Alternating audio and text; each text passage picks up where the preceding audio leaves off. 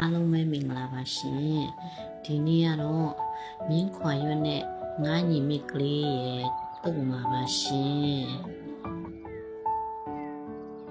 မြင်းခွာရွက်ကလေးတွေကိုအနေတော်လေးအနေထားလေးဖြစ်အောင်ပိုင်းပါမယ်ရှင်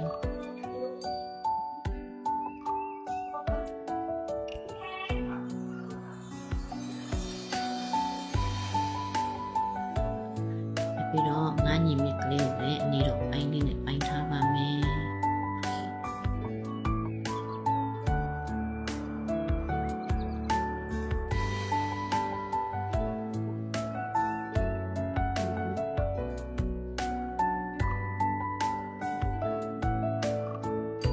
တူနီလေးတအုပ်ထည့်ပါမယ်ရှင်ခရမ်းချင်လေးတစ်လုံးလေးထည့်ပါမယ်ရှင်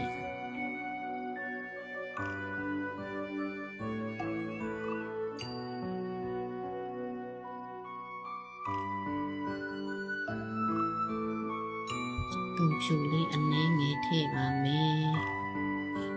ပြီးစားလေးရယ်ပဲငံပြာရည်လေးရယ်တံမြာကြီးလေးရယ်ပေါ့နော်ဒီနေ့တော့ပဲပုံလည်းထည့်တော့ဘာမှမထည့်ရိုးရိုးရှင်းရှင်းလေးပဲအေးပြေလေးပြင်နေပါမယ်မြုပ်တီးစိမ့်မရှိလို့ပေါ့နော်မြုပ်တီးစိမ့်မထည့်တော့ဘူးဆိုတော့နေပြီးတော့ရပြီဆိုတော့ရရှိတယ်မြင်းခွာရွက်တုတ်ကလေးပေါ့နော်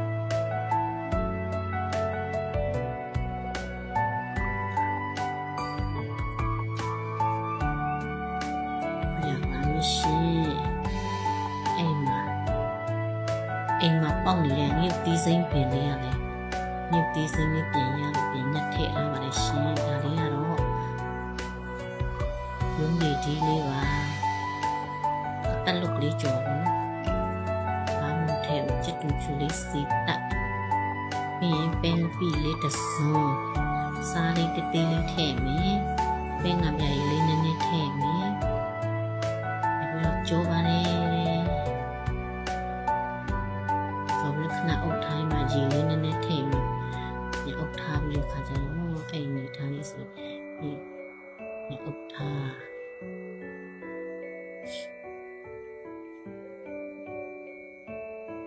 ရေလေးခမ်းပြီးအစီပြန်လာပြီဆိုရင်ရပြီပေါ့နော်ဘာပေါင်ရိုးရိုးရှင်းရှင်းလေးပဲစားကောင်းတယ်ထမင်းမိန်နေရုံးလေးကြီးလေးလက်ဆက်နေတော့သူ့တဘာဝတိုင်းစားကောင်းနေရောအတီးရဆိုပါနေကြိုက်တဲ့အန်တီရှူရအဲ့နေထားလေးဆိုရပါပြီရှင